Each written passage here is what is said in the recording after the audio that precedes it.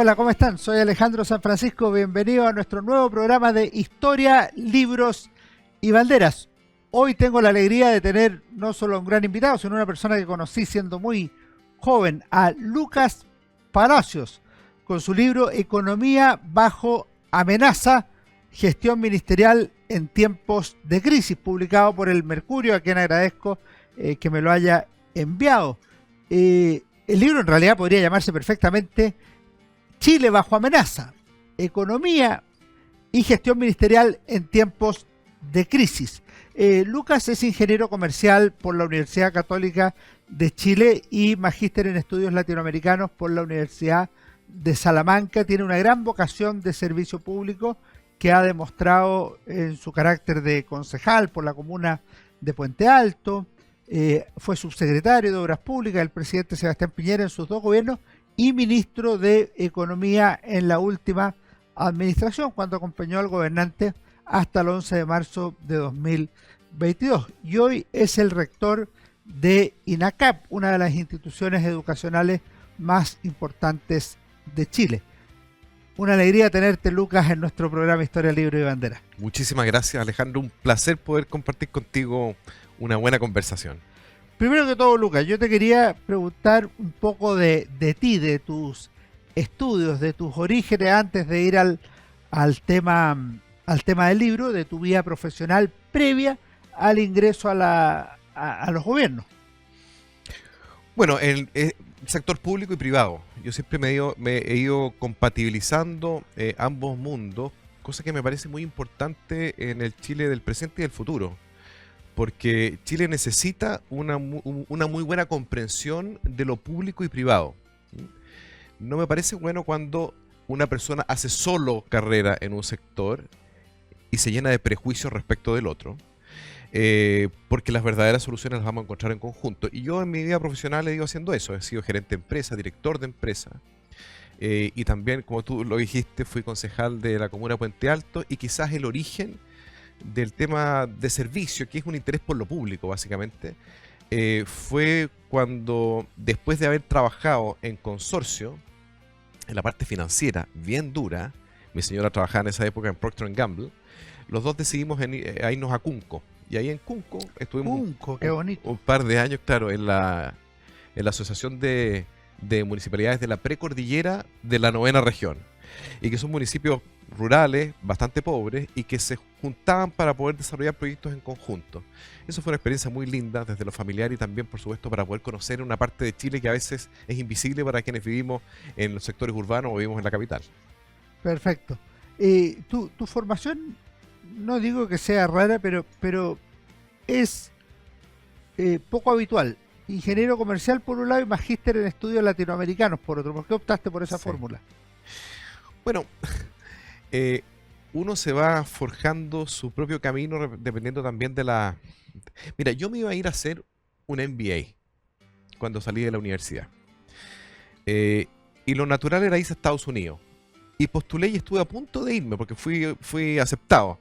Pero en ese momento surgió la idea de irnos a tener una experiencia un poco más social. Irnos con mi señora, y en esa época teníamos un hijo, y ya estando en Cunco tuvimos nuestro segundo hijo, ahora tenemos 4, y cambiamos el proyecto de irnos a Estados Unidos a estudiar un posgrado por irnos a Cunco a conocer y poder aportar, pero sobre todo, más que aportar, a conocer, porque uno cree que va con la papa a esos lugares porque tiene un título profesional y tiene muy poquita experiencia, y se da cuenta que la verdad es que son mundos completamente distintos y es muchísimo lo que uno aprende, y además es muy positivo para el matrimonio. En este caso llevamos poquito tiempo de casado.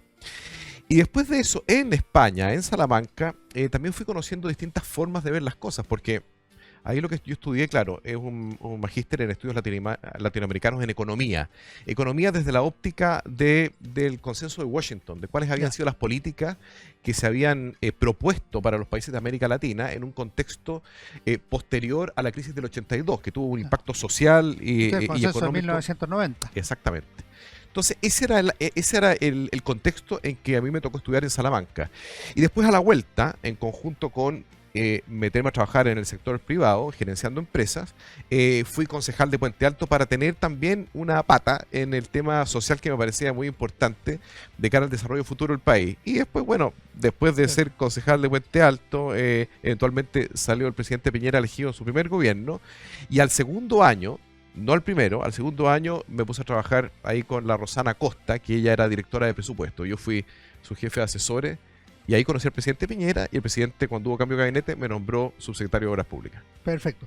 Antes de entrar al contenido del libro Economía bajo amenaza, estamos conversando con Lucas Palacio, te quería preguntar por qué decidiste escribir el libro. Yo sé que tú escribes habitualmente, estás escribiendo cuentos, yo tengo un libro tuyo de poesía, no sé si es del 2015 o por ahí, pero ¿qué te llevó a escribir? Porque en general la gente que participa en el mundo público no deja por escrito su experiencia. Bueno, por tres motivos. Primero, porque me encanta escribir. Yo escribo casi todos los días. Escribo mucha poesía, leo mucha poesía, leo mucho filosofía, y ahora último también estoy escribiendo cuentos, sobre todo microrelatos, porque estoy leyendo mucho cuento. Me entretiene mucho, me encanta la forma en que uno se nutre de la experiencia de otros y puntos de vista de otros. Y eso es primer motivo. Segundo motivo, Alejandro, fue bien fuerte la experiencia que me tocó vivir como ministro, porque tocó el estallido social, con todo lo que vino posteriormente a eso, y después vino la pandemia. Entonces yo necesitaba ordenar mis pensamientos y mis emociones durante un periodo que había sido muy, más que ajetreado, había sido muy lleno de todo, muy lleno de riesgos permanentes, riesgos de la vida de muchas personas, en donde yo veía que mis decisiones podían impactar mucho la vida de otras personas. Entonces yo quise ordenar lo que había sido ese periodo para mí. Esa fue quizás la génesis del libro, un ordenamiento personal. Perfecto. Y en tercer término, me pareció que el periodo que habíamos vivido, con la experiencia que nos había tocado asumir, podía ser interesante para otras personas, partiendo porque para la gente que no conoce cómo funciona el aparato del Estado, es básicamente chino mandarín su funcionamiento. Entonces, para poder explicarles a qué se ven sometidos, en este caso los ministros, o el aparato público cuando tiene que tomar decisiones, que tiene muchos componentes y tiene muchas presiones de distintos lados. ¿Cómo se toman las decisiones en la moneda? ¿Cómo es la relación con el resto de los ministros? Y tiene mucho de anecdótico y de vivencial. Por lo tanto, mi libro lo que hace no es una visión académica, si quisiéramos decirlo de alguna forma, de lo que fue ese periodo, sino que más bien desde la vivencia que tuve yo. Autobiográfica. Sí, tiene mucho de autobiografía y tiene mucho de vivencia. Tiene algo de ensayo también, ¿ah? Y tiene algo de ensayo porque existen algunos componentes, claro, existen algunas reflexiones, digamos, Sí. y en mis puntos de vista que son propios, en un periodo que estuvo sujeto a muchas dificultades. Perfecto. Vamos ahora a la experiencia de gobierno. Tú fuiste subsecretario en los dos gobiernos en la cartera de Obras Públicas. Sí. ¿Qué significó para ti? Porque eso en la práctica te da un conocimiento del país en su conjunto, en una de las áreas que yo creo que son más relevantes para el desarrollo de una sociedad. Bueno, fue maravilloso porque Chile, ser subsecretario de Obras Públicas, me permitió conocer el país de punta a cabo, completo. Y ahí uno se da cuenta, Alejandro, lo diverso que es nuestro país. O sea, es como que si tuviésemos 16 países en uno. 16 países unidos por la cordillera de los Andes. Porque pensar en política pública o en la forma en que define su futuro o las vocaciones productivas que tiene cualquier región del norte no tiene nada que ver con regiones del centro o del sur.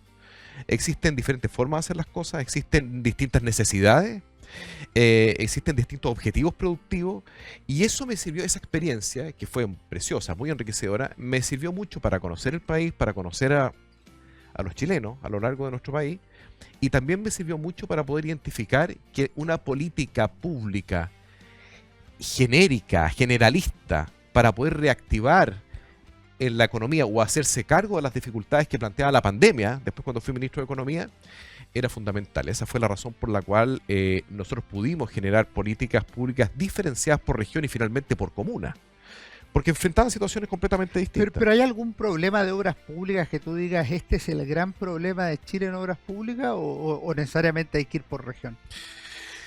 Sí, yo diría que, a ver, hay muchos problemas, pero, a ver, tenemos en Chile una muy buena capacidad de generar obra pública. Y esto es histórico. Tenemos un sistema de concesiones que funcionó muy bien y que nos permitió avanzar mucho más rápido. Las concesiones, para quien no sabe, es un sistema que permite el financiamiento de privados para obra pública y su operación por un periodo de tiempo. Si es que todo dependiera de las arcas fiscales del Estado, entonces podríamos avanzar mucho más lento en la construcción de hospitales, de carreteras, de puertos, etcétera. Entonces, sirvió mucho y sirve mucho la concesión. Tenemos muy buena capacidad instalada en obras públicas y también el Ministerio de Vivienda desde el punto de vista técnico para poder generar proyectos. Lo que pasa es que hemos ido complejizando la aprobación de las obras a todo nivel, obras públicas y obras privadas. Y esa es la razón por la cual el gobierno actual ahora también está siguiendo una agenda para poder agilizar los permisos, porque finalmente la obra pública no solo requiere las capacidades instaladas desde el punto de vista técnico, sino que requiere que tenga el permiso para llevarse a cabo. Entonces, eso yo diría que es un gran déficit que tiene nuestro sistema de inversión pública, que nos demoramos mucho ya teniendo las decisiones tomadas en que se lleven a cabo, se realicen efectivamente las obras que Chile necesita. Lo segundo es que la obra pública en Chile es fundamental para la inclusión social, la inclusión territorial. Tenemos sectores que se han quedado rezagados en su desarrollo básicamente porque no tienen la conectividad suficiente. Y generar conectividad, y esto está sujeto a procesos de evaluación económica, que son evaluación de proyectos que hace el Estado, y que la obra pública se realiza cuando tiene un nivel de rentabilidad social determinado. Pero cuando hay un sector que está rezagado y que por lo tanto es difícil proyectar cuál es el nivel de desarrollo futuro que tiene, si es que no tiene la obra pública, entonces ahí también nos damos cuenta que tenemos un sistema de evaluación que no está suficientemente actualizado. Es decir, la obra pública en Chile se desarrolla con mucha más facilidad en donde hay grandes centros urbanos porque el beneficio social de las obras se percibe como mucho mayor que aquellos lugares que están más alejados. Y si vemos el desarrollo de otros países que tienen una condición productiva similar a la de Chile, lo que han hecho justamente adaptar sus procesos de evaluación social de proyectos para que la obra pública y la obra con financiamiento del Estado en general pueda llegar a lugares un poco más alejados. Yo creo que ese también es otro gran desafío que tenemos. Vamos al cambio de gabinete, pero antes de ir al cambio de gabinete te quiero preguntar algo necesariamente. ¿Cómo vivieron el 18 de octubre? Pues yo tengo la percepción que el gobierno se vio absolutamente sorprendido por el estallido social o revolución de octubre de 2019. Y si bien tú entras al Ministerio de Economía como ministro, en los días siguientes eras parte del gobierno. Sí, yo creo sorprendido y sobrepasado.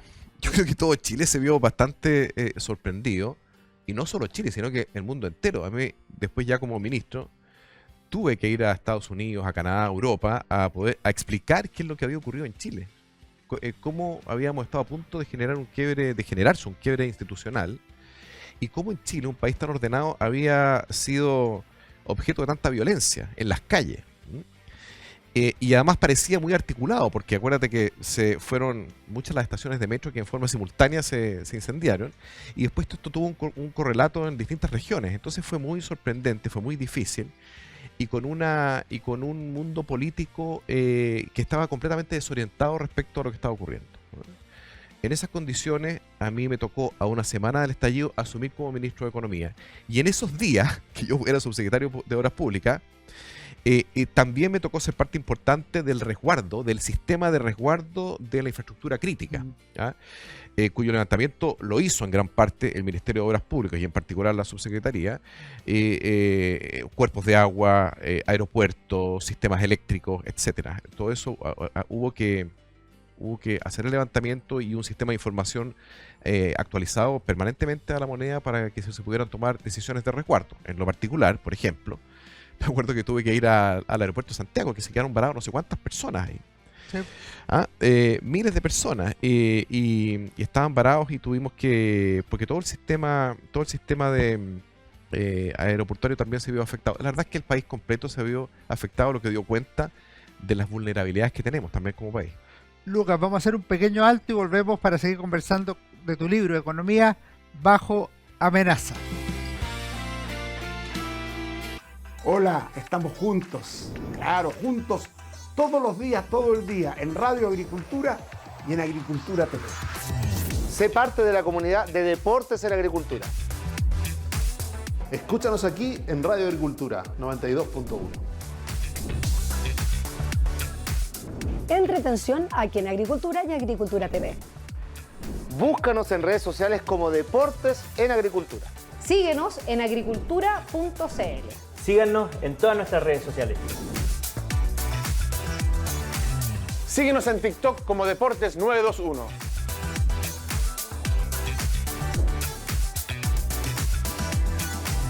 Aquí estamos conectados con Agricultura, más de 21 años liderando la audiencia gracias a su sintonía. Conectados con Agricultura.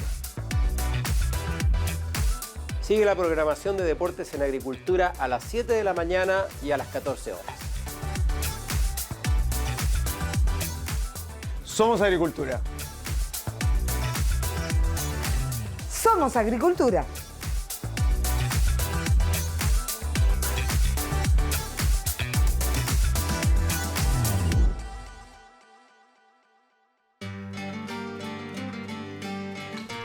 Volvemos con Lucas Palacio, estamos conversando sobre su libro, Economía bajo amenaza, un libro muy interesante que se lee muy bien, yo lo pasé excelente, aprendí muchas cosas, es una mezcla de autobiografía con ensayo y son de esas cosas que vale la pena conocer sobre el gobierno del presidente Sebastián Piñera, sobre el 18 de octubre. Y precisamente a propósito de eso te quiero preguntar, ¿cómo llegaste a ser ministro de Economía? Y me llama la atención una frase que tú ocupas ahí, que tu desafío era humanizar la economía.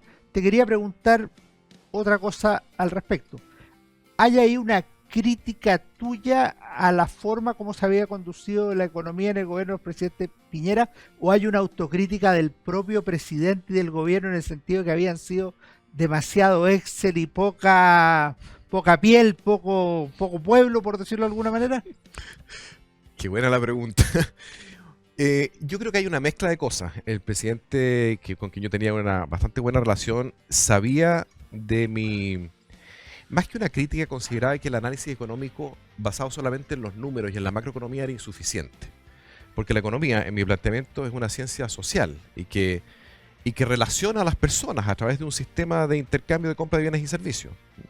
Y a mí me parecía que nosotros habíamos sido muy exitistas porque habíamos exhibido un desarrollo macroeconómico extraordinario, pero que la percepción de avance en muchas familias, y esto quizás por mi experiencia en Puente Alto, por mi experiencia en el sur de Chile, con mi experiencia como subsecretario, no era la misma, ¿ah? Y la promesa de valor para muchas familias no se cumplía. Entonces hay un elemento subjetivo también en el análisis económico, más bien humano, que es necesario considerar. Y yo veía que existía una falta de cohesión social en el desarrollo del país. Ahora, si uno analiza los datos fríos, claro, mejoramos en muchos indicadores, de manera muy sustantiva. Es decir, en los grandes números estábamos bien.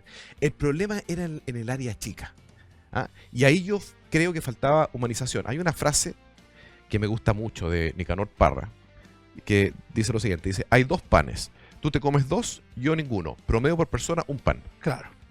Nosotros tenemos mucho de análisis macroeconómico, de grandes números en promedio, pero poco de entrar más en el detalle, ¿ah? Y la verdad es que la cancha está finalmente en el detalle. Eso me tocó verlo, lo viví y yo consideré que era fundamental, dado lo que había vivido el país, plantear una economía que sea mucho más desde lo humano, desde el relacionamiento, desde la cohesión social, desde las oportunidades que lamentablemente en Chile yo pienso que nos falta mucho para tener igualdad de oportunidades. Ahora, ¿por qué crees que se producía eso? Pues yo si entiendo bien la economía es precisamente una disciplina al servicio de las personas.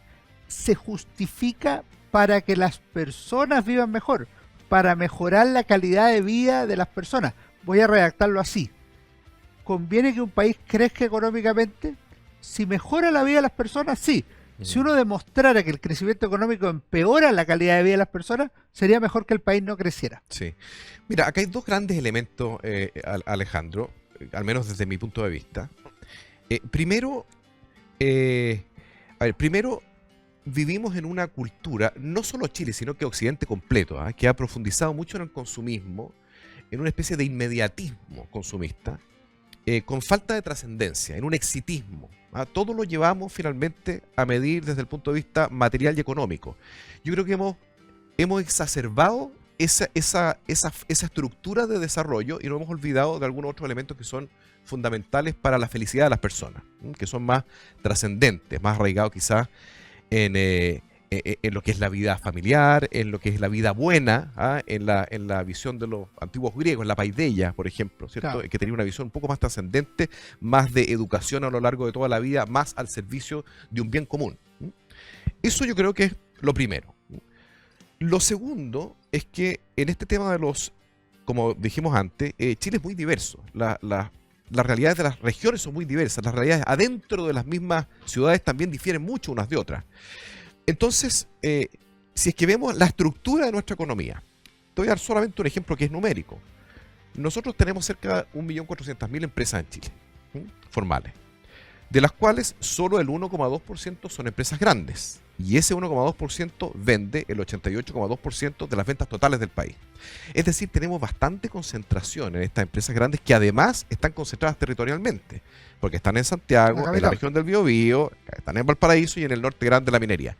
Entonces uno se pregunta, bueno, ¿el problema es de estas empresas grandes? No. El problema es que nos falta que más empresas medianas se transformen en grandes, que más empresas chicas se transformen en medianas y que más microempresas se transformen en empresas pequeñas. Es decir, que exista mayor movilidad empresarial. Y es ahí donde nosotros hemos errado en los análisis económicos en general en el país, a mi juicio. ¿Por qué? Y lo nombro en el libro. Porque hemos hecho siempre un análisis de la política pública desde el punto de vista del stock de empresas existentes en el mercado, así como el stock de proyectos. Pero resulta que los países crecen por el flujo, es decir, por los nuevos proyectos y por la creación de nuevas empresas y el crecimiento de esas nuevas empresas. Entonces, si queremos realmente tener una economía que esté más al servicio de las personas y de los proyectos de vida de las personas, tenemos que generar mejores condiciones para que esa persona pueda desarrollar ese proyecto de vida, se motive. Y eso también es mirarlo desde una perspectiva un poco más humana. Si siempre lo miramos desde el punto de vista de cuál es la tajada que le podemos sacar a la empresa, o siempre desde el punto de vista de los objetivos adicionales que queremos perseguir con una sobreregulación, por ejemplo, entonces nunca vamos a dejar que la gente se exprese en todo su esplendor, que es lo que efectivamente hace que las economías y el impacto social de las economías alcancen. Y eso lo podemos ver en países que lo han hecho, por ejemplo Nueva Zelanda y Australia, que son los dos únicos países del hemisferio sur, los dos únicos países que han alcanzado el desarrollo. ¿Qué han hecho?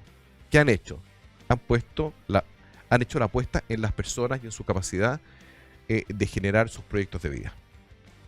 Lucas, la primera pregunta sobre Lucas Palacios, ministro de Economía, se cae madura. ¿Cómo fue ser ministro del presidente Piñera en un contexto de crisis social, de revuelta, de violencia en las calles, de viernes con el centro medio paralizado, de caída del producto? ¿Cómo entraste a hacer la pega y cómo la desarrollaste para la sociedad, pero también al interior de la administración?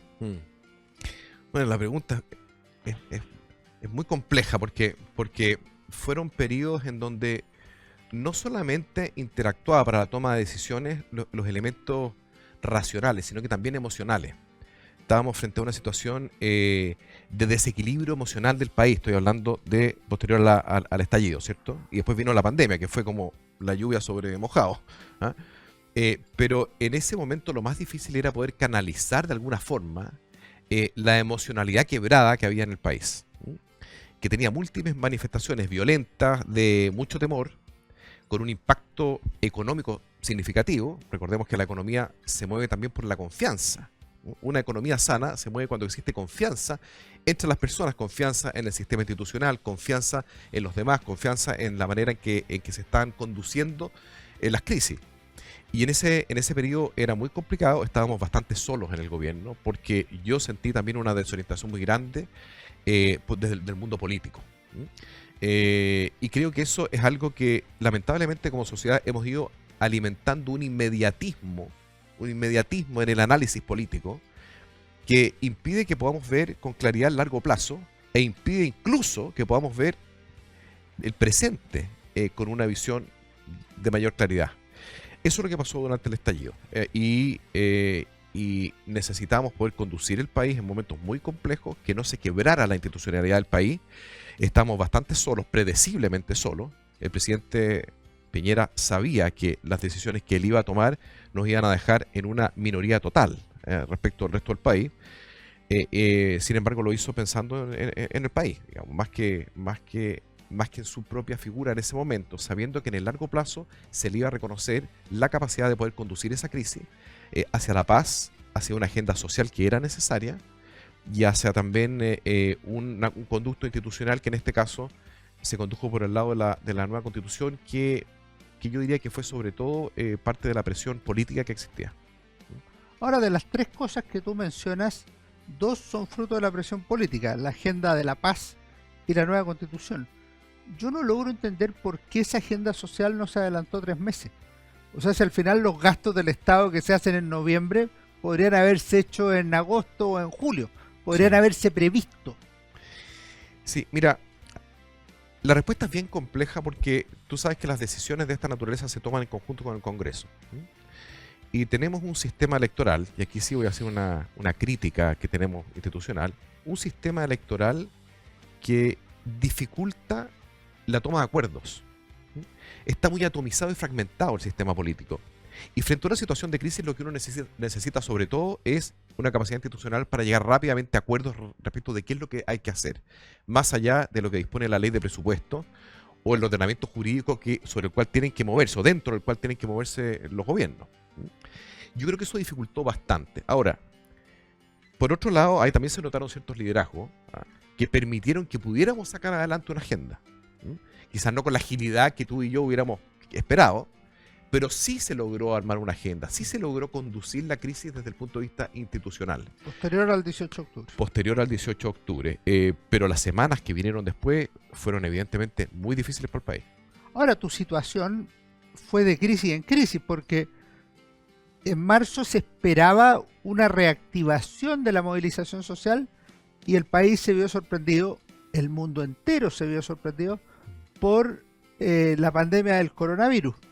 Y en tu caso personal tuviste una gestión importante en la mesa del COVID, en primer lugar, y en segundo lugar en mantener a flote la pregunta: ¿qué es más importante, la salud o la economía? En una definición en que tú dices, no, pues si las dos cosas son importantes, si las dos cosas van a lo mismo, a la persona. Claro, porque somos integrales, uno no puede subdividir, no puede disociarse de todos los aspectos que son necesarios para la vida de las personas, y el Estado tampoco tenía la capacidad para suplir lo que es la vida económica de las personas. Entonces, la capacidad del Estado es limitada en ese contexto. Y el gran problema que había, Alejandro, es que el eje era fundamentalmente sanitario. Y además estábamos con estado de catástrofe, tuvimos más de 520 días con estado de catástrofe sanitaria, que es muchísimo. ¿Y qué es lo que ocurre con eso? Que es el Congreso que le delega facultades especiales al presidente de la República para un fin específico, que era salvaguardar la vida de las personas. Entonces, la gente encerrada en sus casas, una incertidumbre completa de cómo iba a desarrollarse el COVID hacia adelante. Existía, acuérdate que llegaban por la televisión los casos que habían ocurrido en Italia, en otros países de Europa, en Estados Unidos, donde la gente se moría en las calles a veces. Entonces, nosotros sin conocimiento de cómo iba a evolucionar esto, sin vacuna, con sistemas hospitalarios limitados, que afortunadamente cuando se supo en diciembre pasado, estoy hablando de diciembre del 2019, que existía este virus, entonces de inmediato el ministro de Salud de la época, que era Jaime Mañalich, con el presidente Piñera, armaron un sistema de fortalecimiento de las capacidades hospitalarias por si acaso esto seguía creciendo y llegaba a Chile, imagínate. Gracias a Dios se hizo eso. Entonces, frente a todo ese temor que existía y que en las pantallas de todos los matinales y todas las radios del país, lo único que se hablaba era de la crisis y de la amenaza del COVID, imagínate lo difícil que era que yo pudiera establecer la importancia de mantener a flote la economía. Porque, de nuevo, en el ejemplo de la distribución laboral que tienen las pymes en el país, de la importancia que tienen. ¿Qué pasa si quebraban todas esas empresas? Imagínate la hecatombe que hubiera ocurrido para el Chile de ese momento y del futuro. Entonces, nosotros necesitamos mantener cierto nivel de actividad para que la economía pudiera mantenerse a flote y luego, cuando estuvieran las condiciones sanitarias, pudiera despegar con rapidez. Y eso fue lo que hicimos, y por supuesto que me significó un montón de peleas al interior del gobierno, porque no era muy, digamos, no todos estaban de acuerdo conmigo. Por la complejidad del tema. Por la complejidad, y porque yo era el único factor económico, el único que representaba la economía en esa mesa COVID, que era una mesa eminentemente sanitaria. Lucas, vamos a hacer nuestro último alto y volvemos de inmediato a seguir conversando. Economía bajo amenaza, una buena lectura, por ejemplo, para las vacaciones de septiembre junto con un asado o como quieran cada uno. Hola, estamos juntos, claro, juntos todos los días, todo el día, en Radio Agricultura y en Agricultura TV. Sé parte de la comunidad de Deportes en Agricultura. Escúchanos aquí en Radio Agricultura 92.1. Entretención aquí en Agricultura y Agricultura TV. Búscanos en redes sociales como Deportes en Agricultura. Síguenos en agricultura.cl. Síganos en todas nuestras redes sociales. Síguenos en TikTok como Deportes 921.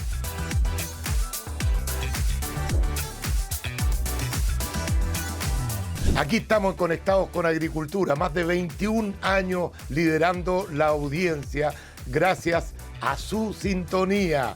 Conectados con Agricultura. Sigue la programación de Deportes en Agricultura a las 7 de la mañana y a las 14 horas.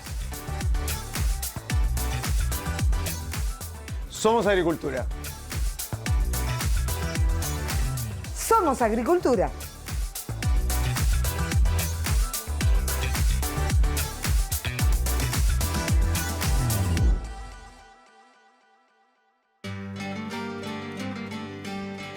Volvemos a nuestro último bloque de Historia, Libros y Banderas con Lucas Palacio, ministro de Economía del presidente Sebastián Piñera. Economía bajo amenaza, gestión ministerial en tiempos de crisis. Lucas, hay una frase que yo no sé si la dices en serio, en broma, en una salida a terreno, cuando empiezan a criticar a los políticos. Y tú dices, yo no soy político. Yo digo, ¿será una sacada de pillo? Una persona que fue concejal, subsecretario, ministro. Obviamente tu caso lo explicaste en la primera pregunta. Tú no eres un político jornada completa, tú eres una persona que ha estado en el mundo privado, que valoras mucho el mundo público, que ha estado en el mundo público, que promueves y valoras el sector privado. Pero, ¿qué querías decir con esa frase? Bueno, además que aquí no quiero estigmatizar, yo hablo en contra de los prejuicios y no quiero generar ningún prejuicio contra los políticos, porque los políticos son muy importantes y tenemos muy buenos políticos en Chile. Hay de todo, como en toda. Mira, a ver, yo evidentemente estaba cumpliendo un rol político. Uno más que ser o no ser político, uno cumple ciertos roles y mi rol era eminentemente político, siendo ministro de Economía. Y la verdad es que en eso que menciono en el libro fue una broma, fue una forma de distender, algo que yo uso mucho para poder relajar el ambiente cuando tenía reuniones con la gente. Porque, claro, yo me juntaba con grupos con gremios de empresas más pequeñas, todo, y me decían, no, porque ustedes los políticos. Entonces yo decía, pero ¿cómo si yo no soy político? Soy técnico. Y lo decía en broma. Entonces ellos se reían con eso. Entonces, el primer ministro técnico que hay en la historia. Entonces se reían. Y de esa forma yo lograba distender porque ellos estaban viviendo. Imagínate lo difícil que era para los gremios, Alejandro, que ellos tenían que canalizar la frustración de todos sus asociados. Y ellos tenían que juntarse conmigo y llegar a algo. Entonces venían con una gran angustia, frustración, primero porque no sabían cómo iba a evolucionar el virus y segundo porque se están quebrando sus empresas. Entonces buscábamos en conjunto algunas acciones que podíamos desarrollar, algunas actividades, ya sea a través de permisos, subsidios, protocolos de funcionamiento, etcétera, múltiples cosas que aparecen en el libro, para que pudiera cada uno funcionar. Entonces, no, era una forma de distender que yo utilizo bastante el sentido del humor para poder relacionarme con la gente. Está bien. Hay una cosa que ya me parece más seria y que yo tengo una pequeña discrepancia, pero podemos ver si es tal o no. Página 194 y 195. La gran manifestación pacífica del 25 de octubre de 2019 podría interpretarse como un punto de inflexión en el cual la ciudadanía exigió una mayor humanidad en las relaciones económicas, políticas y sociales. De las demandas por mejores servicios y derechos sociales se infiere el anhelo por una sociedad más justa y consciente respecto de los demás, en el cual los adultos mayores tengan pensiones dignas, los enfermos puedan atenderse de buena forma en los hospitales, los niños tengan acceso a una buena educación y todos tengamos las mismas oportunidades para desarrollarnos y realizarnos. Ese sería el camino para que los chilenos podamos reconocernos, respetarnos y acogernos unos a otros. Ojalá nunca se nos olvide. La lista de deseos la comparto plenamente. ¿Cómo no compartirlo? Estamos de acuerdo entonces. No, ¿tú crees que los ministros del gobierno del presidente Piñera podrían haber ido a esa marcha con tranquilidad? No lo sé. No lo sé, pero lo que yo busco ahí, en ese párrafo que tú leíste, es establecer una diferencia entre lo que fue el estallido o la pulsión violenta del 18 de octubre. Del 18 de octubre versus lo que fue una manifestación en general mucho más pacífica, que fue el 25, y que convocó a mucha gente. Y uno no podía hacer caso omiso a eso, que lo que se planteaba en la del 25 de octubre era una cosa un poco más concreta, que era una visión un poco más de largo plazo que nos incorporara a todos. Yo creo que eso es un objetivo que tienen todos los países y que tienen que plantearse todos los gobiernos. Y es la razón además por la que yo estoy, por ejemplo, en INACAP. Yo creo que la visión de largo plazo es la que realmente nos falta en Chile para construir una verdadera sociedad de oportunidades en donde todos se sientan parte. Yo creo que eso es un desafío que no va a terminar nunca de estar completado en Chile y probablemente en ningún país. Ese es el verdadero desafío que tienen que plantearse las sociedades. Y estamos, lamentablemente, lo comenté antes, en un análisis demasiado inmediatista, demasiado contingente de las cosas. Y lo veo también en la discusión política y lo veo incluso en la discusión respecto de la educación, lamentablemente. Necesitamos una visión un poco más de largo plazo para generar las transformaciones. Sí, aquí la magia del corto plazo no resuelve problemas que son más estructurales y que necesitamos abordar con un poquito más de altura de mira. A eso iba mi comentario respecto del valor que yo le encontré a ese contraste de una marcha que fue masiva y pacífica, en donde se plantearon temas país, versus lo que había sido la pulsión, el estallido desordenado, desorientado, que fue del 18 de octubre. Tú cuentas una anécdota acá que no es una anécdota simplemente, sino que es una realidad política muy determinante para la historia de Chile, que es cuando el presidente Sebastián Piñera le dice al ministro Mañalich y a otros que hay que comprar las dosis de vacunas por adelantado para cuando estén listas, para que Chile tenga, incluso antes que otros países, la disponibilidad para toda su gente. Sí. Y cuando estás discutiendo cuántas hay que comprar, el presidente viene 15 millones. O sea, una cuestión absolutamente impensada en ese minuto. ¿Cómo viviste ese momento y qué valor le asigna? Yo lo encuentro históricamente muy determinante. Sí, mira, yo tuve el privilegio de estar en esa conversación. Y claro, porque estaba en la mesa COVID, y que era una mesa, insisto, sanitaria. Y una de las razones por las que escribí el libro, Alejandro, es porque tenemos mala memoria y se nos olvida cómo se fueron tomando estas decisiones y los riesgos que involucraron. Porque claro, ahora vemos, mirando retrospectivamente, que existieron vacunas y que Chile tuvo un muy buen proceso de vacunación que fue reconocido internacionalmente, pero eso implicó un riesgo importante por parte del presidente. ¿Por qué? Porque las vacunas no existían en ese momento.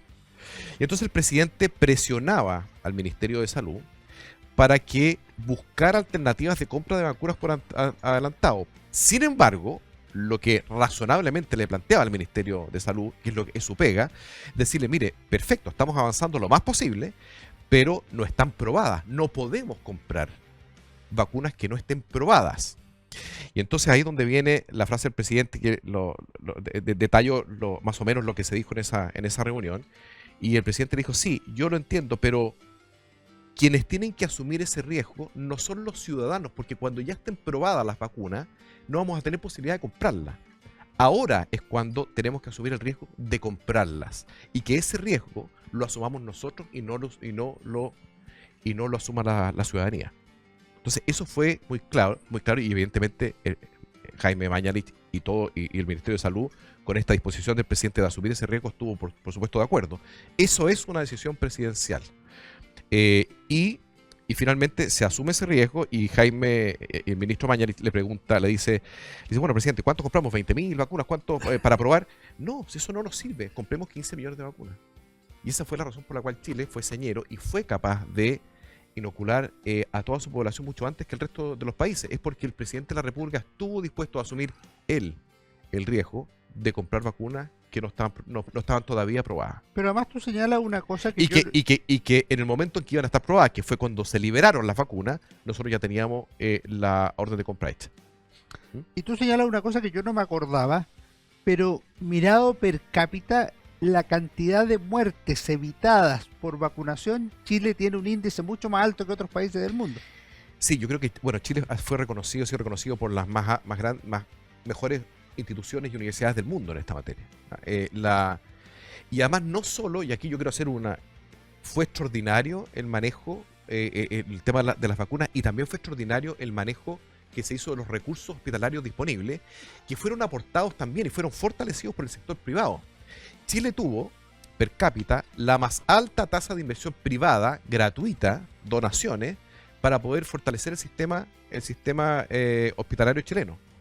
Y en Chile no se murió ninguna persona por falta de cama. Tú mencionas ahí, por ejemplo, el aporte de la CPC de Juan Sutil. Fue notable. Fue el aporte decisivo. de Juan Sutil, el liderazgo de Juan Sutil fue notable en esta materia. Sería una pequeñez no reconocerlo. Todo lo contrario. Yo soy un agradecido de lo que hizo Juan Sutil, pero también todo el mundo empresarial que aportó, se movilizó para intentar facilitar las condiciones hospitalarias para que a nadie le falte cama y a nadie le falte un ventilador. Y eso sí lo hizo muy bien Chile. Y lo otro que hizo muy bien Chile, y ahí yo recibí varios llamados del secretario del Tesoro de Estados Unidos, de ministros japoneses, digamos alemanes, de distintos países, para preguntarnos cuál era el sistema que estábamos imponiendo en Chile, que estábamos llevando a cabo en Chile para que la economía no se viera tan desmejorada, no se viera tan impactada, dado todo en la organización sanitaria que habíamos implementado, que tiene mucha dificultad logística. Recuerda que ya es difícil el traslado de vacunas, que tenían que tener cierto nivel de frío para que pudieran llegar en condiciones a todos los sectores del país. Además, llegar primero a vacunar a uno y después a otro, a la población de mayor riesgo.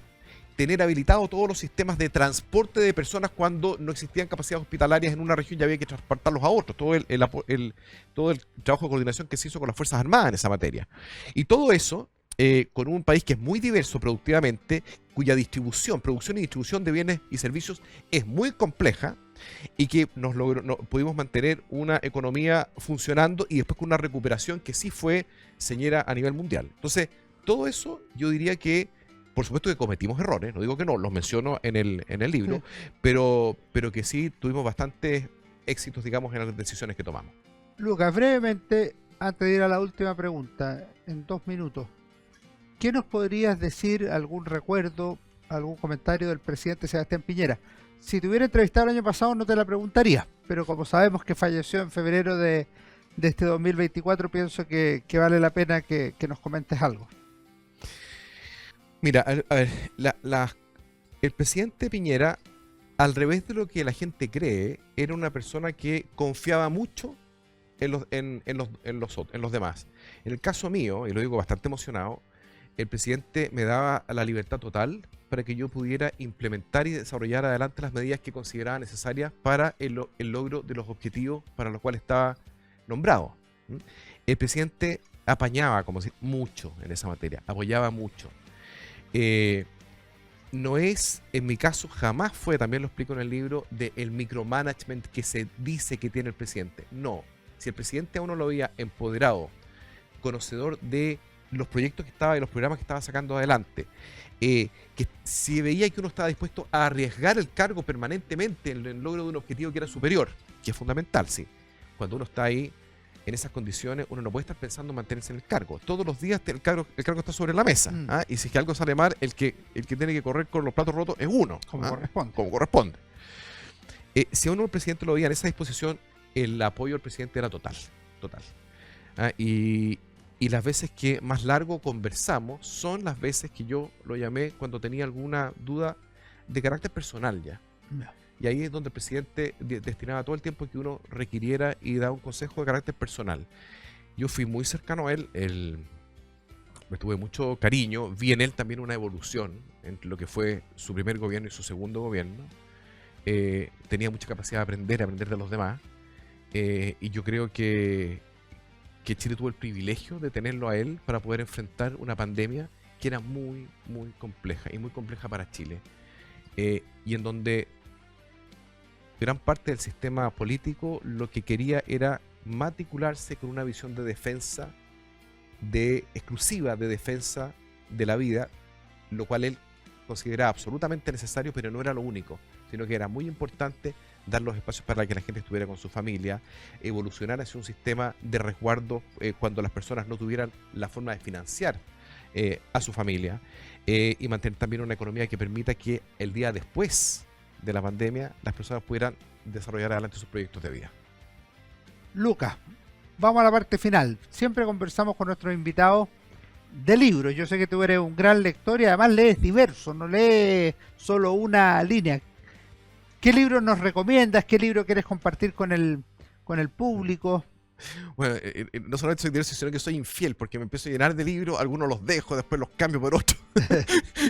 Mira, yo venía preparado porque sabía que te gustaba preguntar eso, entonces quiero recomendar algunos libros que son bien distintos unos de otros. Primero, Las virtudes burguesas de la economista Deirdre McCloskey. No lo he leído, pero aparece citado acá. Aparece citado. Sí. Es muy interesante.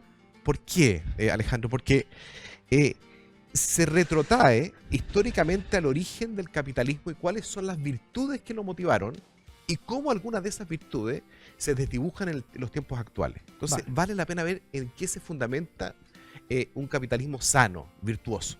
Perfecto. Eso es lo primero. Lo segundo, quiero un libro que encuentro muy entretenido porque está muy de moda el tema de Roma, están todas las trilogías de Trajano, de Posteguillo en general, ¿cierto?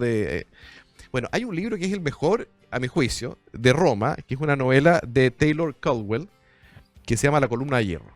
Extraordinario. Extraordinario, ¿cierto? Sobre Cicerón y la crisis de la República Romana. Sí, y aparece mucho la relación que tenía Cicerón con Julio César. Con Julio César. Oye, lo más entretenido que hay. Dramático. No me voy a equivocar con esta recomendación. Es largo, pero lo pueden leer y lo van a pasar muy bien. Sí, se pasa volando.